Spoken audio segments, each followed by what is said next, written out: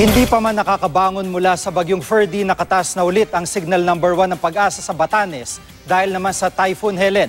Signal number 1 din sa ngayon sa Babuyan Group of Islands. Kaya maging I am ready po sa malakas na ulang posibleng magdulot ng flash flood at landslide. Huling namata ng mata ng bagyo, 880 kilometers silangan ng Calayan, Cagayan.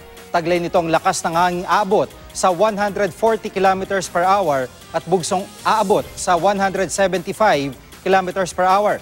Kikilos ito pa west-northwest sa bilis na 22 kilometers per hour. Sa forecast track ng Pag-asa, mababa na ang tsansa nitong maglandfall sa extreme northern Luzon.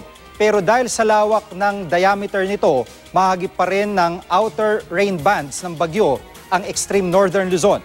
Pinalalakas din ng bagyo ang northeasterly winds na nagdudulot naman ng mahigit 4 na metrong alon sa northern at eastern seaboard ng northern Luzon. Sa datos ng Metra Weather, posible rin ang mahinang ulan bukas sa southern at central Luzon sa hapon.